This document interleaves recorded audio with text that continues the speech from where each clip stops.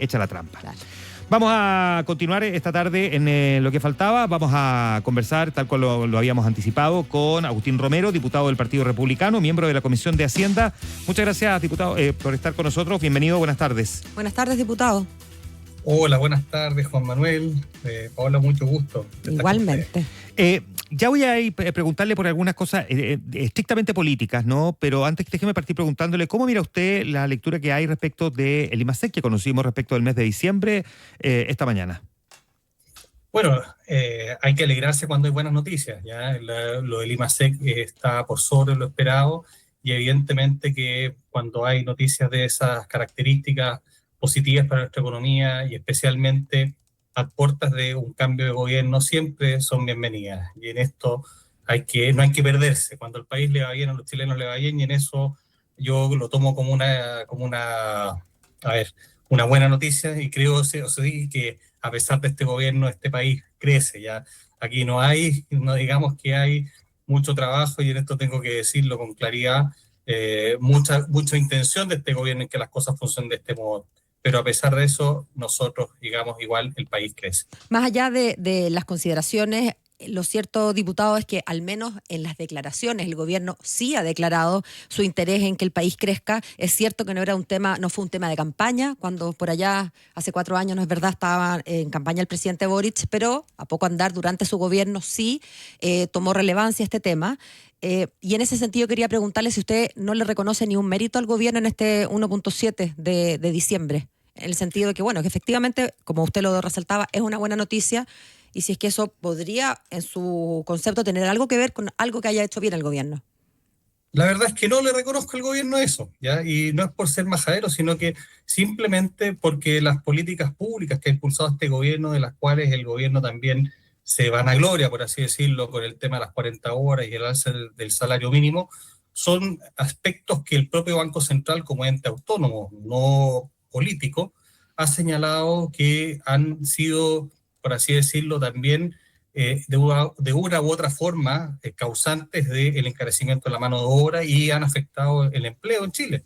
Y el empleo y el desempleo, en el fondo, lo sufren muchísimas personas. Tenemos cifras que son muy altas. Entonces nosotros hoy día creemos que hay que pasar al segundo paso. Por un lado, mejorar las condiciones económicas para los trabajadores, pero también mejorar mucho el crecimiento y, por así decirlo, también la productividad, que es uno de los temas que no pueden estar separados. Aquí el gobierno ha tratado de afectar algunos factores, pero no se ha preocupado de la productividad en Chile. Y eso produce un desbalance. Hoy día el costo laboral está haciendo que muchas personas no puedan acceder al trabajo formal, y eso es una situación muy preocupante. Hay una crisis en el empleo, y nosotros también hemos señalado que estamos en una emergencia económica, porque este resultado del IMASEC no puede opacar o no puede cubrir, por así decirlo, el gran problema del déficit fiscal que estamos viviendo hoy día en nuestro país, que también hemos sido informados de que del 1% que proyectaba el gobierno en enero del año 2025, estamos terminando con un 2,8% de desviación del producto en endeudamiento. Sí, creo que es importante en déficit fiscal. Sí, creo que es importante que lo dejemos por un segundo. Lo vamos a tratar de todas maneras porque es tremenda la cifra y el desbalance que se produce entre lo que se había dicho hace poco y lo que resultó ser el déficit fiscal. Pero déjeme ir a algo que usted mismo puso en la mesa, diputado, que es el tema de la productividad. Que efectivamente en Chile hay un problema de productividad, y esta viene bajando por ya 2 décadas, ¿no?, de manera sostenida. Las personas que quizás entienden menos de los temas económicos, no tienen por qué entenderlo, pensarán que la productividad solo tiene que ver con que me fui a tomar un cafecito, que fui a estar mirando el Facebook, ¿no es cierto? Que por supuesto son cosas que no ayudan a mi productividad o a la productividad de quien las está haciendo, pero no es por ahí el problema, ¿verdad? Usted, como miembro de la Comisión de Hacienda, no me cabe duda que entiende que el tema de la productividad va mucho más allá de eso. Es un tema estructural que tiene que ver básicamente con la educación, con la capacitación y con la posibilidad que tenemos los chilenos de ir agregando valor en las distintas cadenas productivas. ¿Qué se piensa hacer para eso, diputado, dado que es un tema tan importante, pero que no pareciera tener una solución así como de un día para otro, ¿no?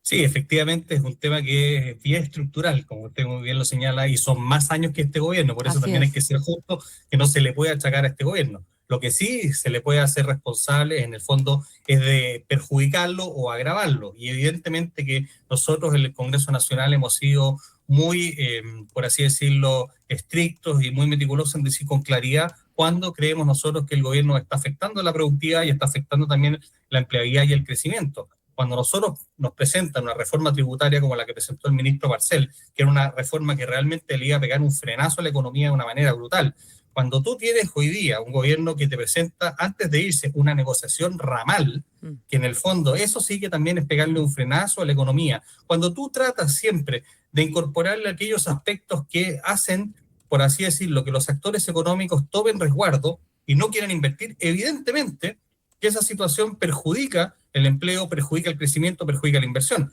Los capitales de Chile se fueron cuando vieron que la posibilidad de que se implementara una reforma tributaria como la que quería el ministro Marcel.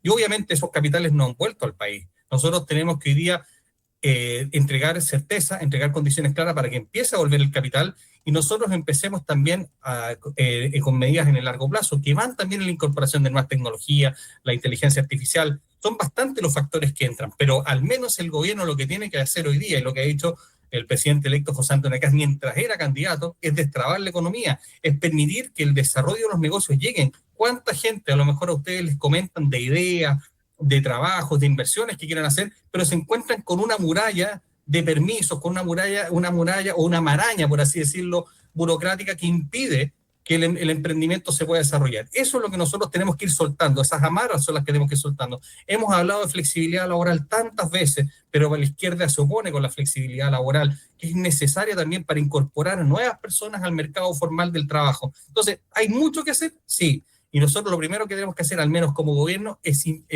evitar a toda costa todo tipo de traba que haga que la inversión se expande en nuestro país. Respecto al déficit fiscal, ¿qué antecedentes concretos tienen ustedes sobre esta discusión? Porque estamos viendo aquí que hay dos relatos que son paralelos y bien antagónicos. A ver, lo que pasa es que el gobierno no se ha enfrentado al déficit fiscal. Lo que hace el gobierno, él celebra que bajó el endeudamiento. Es decir, aquí está la falacia y el espantapájaro en su máxima expresión.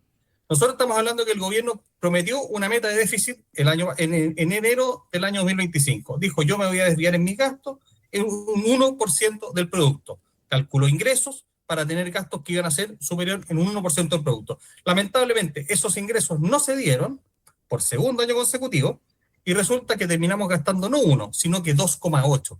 Eso es muy grave. Para la gente probablemente en su casa es un número, un porcentaje, pero estamos hablando de casi 6.300 millones de dólares de desviación. Y eso equivale, lo decía el otro día, en cuanto a las desviaciones generales, lo decía Jorge Quirós, el futuro ministro de Hacienda, a 2 bancoestados, pero yo podría decirle que pueden equivaler también a varios ministerios de la vivienda, a varios ministerios de desarrollo social. ¿Y cuál es el problema? Es que finalmente, como en cualquier casa, cuando tú gastas más de lo que tienes o de lo que te ingresa, terminas pagándolo o con deuda o vendiendo, por así decirlo, el anillo de la abuela, nuestros ahorros.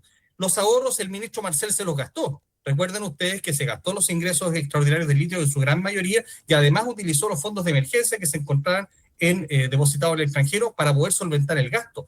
Nunca hubo un esfuerzo parte de este gobierno de hacer compatible lo que se gasta con lo que ingresa. Por el contrario, gastó más y se endeudó un poquito más y además utilizó los fondos de reserva y utilizó nuestros ingresos extraordinarios. Eso no lo podemos seguir haciendo porque en el largo plazo lamentablemente comprometes los beneficios sociales. Hemos dicho que no se van a tocar, la reconstrucción en los incendios del sur no se van a tocar, pero claramente que de mantenerse una tendencia en este sentido, claro, se pone en peligro lo que tiene que ser importante, que es garantizarle a los chilenos que lo que le han prometido se va a cumplir. Diputado, cambiamos un ratito de tema, dejemos hablar de plata. Le propongo que hablemos un poquito de esta formalización de la inscripción de la expresidenta Bachelet como carta a la Secretaría General de las Naciones Unidas. El periodo de Guterres termina en diciembre. Esto se había conversado, bueno, estaba anunciado ya por el presidente Boric en la propia Asamblea General de las Naciones Unidas. Se habló de esto y también se había dicho que durante febrero se iba a formalizar esta inscripción y hoy día estamos en febrero y se formalizó. ¿Cómo lo reciben? Mire, yo aquí tomo las palabras que dice el presidente electo. Cualquier decisión que se tome el gobierno del presidente José Antonio Kast se tomará a partir del 11 de marzo, cuando a él le corresponda asumir esta responsabilidad. Pero sí yo me puedo permitir una cosa como integrante en la Comisión de Hacienda. Uh-huh. A mí me tocó ver el presupuesto de Hacienda y particularmente hicimos las consultas relacionadas con esta candidatura. Y el gobierno del presidente Boric fue súper hermético, ¿ah? De hecho, la declaró casi como secreta, como casi de seguridad nacional, ¿ya? O sea, era más secreto prácticamente que lo que hablan los ministros de Defensa o de Seguridad en las sesiones secretas de la Cámara de Diputados y el Senado. Finalmente, por una respuesta de transparencia, se logró determinar que lo que el gobierno ha destinado para esta candidatura son alrededor de 50 millones de pesos.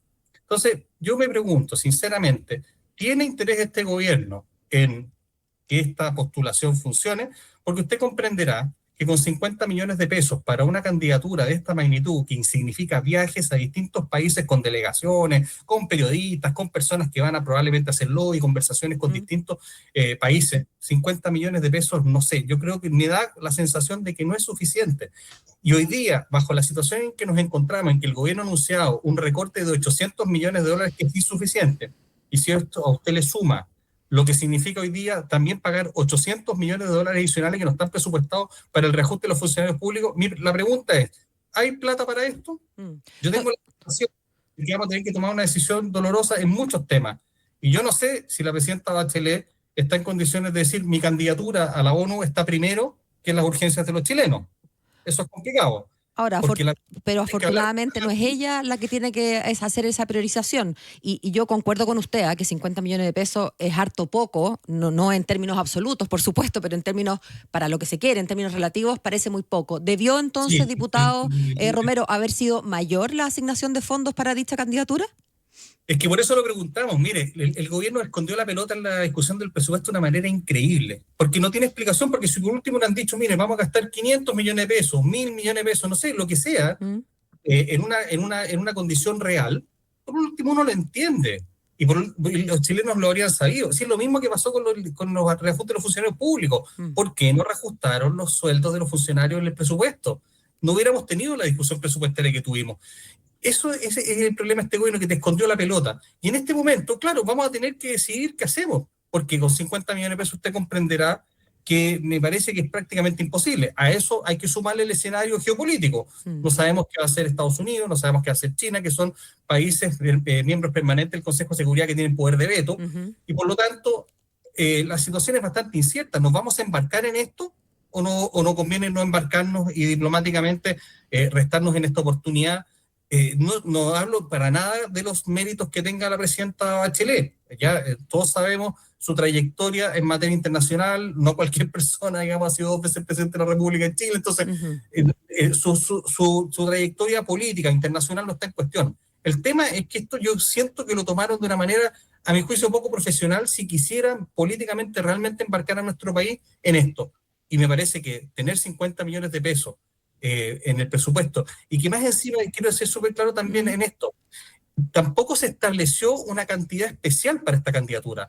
Los dineros que se van a destinar a la candidatura de la presidenta Bachelet, para este caso, se va a sacar de los gastos de los diplomáticos. Por lo tanto, también está en juego cómo va a funcionar nuestro servicio exterior en materia diplomática con los mismos gastos que son necesarios para esta candidatura. Así que la situación, por así decirlo, presupuestaria, no es tan fácil, digamos. Ahora, diputado Romero, según entiendo entonces, no es la idoneidad de la expresidenta Bachelet lo que está en juego respecto de esta candidatura en su concepto, sino más bien la viabilidad financiera que tiene de Chile, con todas las dificultades económicas que estamos pasando, de financiar dicha campaña. Es que hay varias cosas, no solamente es eso, sino que también, evidentemente, que ella tiene una trayectoria política que uno no puede desconocer para efectos de postular. Digamos, sería raro que me postularan a mí como secretario general de la ONU, pero a la presidenta Bachelet, para así decirlo, no, ¿ya? Ahora, hay otras consideraciones que tendrá que ver su excelencia, el presidente de la República, o sea, en caso cuando asuma, pero eso es un tema que lo tendrá que ver él. Yo solamente estoy planteando elementos de análisis para que también sean considerados, porque a veces en esta discusión queda la sensación de que se trata de esto, de que las cosas son por gusto, y no es tan así. Hay otros aspectos también geopolíticos, hay otros aspectos de política internacional, lo que señalaba yo recién, qué va a hacer Estados Unidos, qué va a hacer China, si esto finalmente va a ser solamente un hito político importante, pero que nos va a costar caro. Entonces hay que ver cuáles son también las posibilidades que se tienen de que esto llegue a puerto. Y en ese sentido también tenemos que ver en qué situaciones se embarca en nuestro país, pero evidentemente con el máximo respeto a las autoridades que van a asumir en el mes de marzo, y les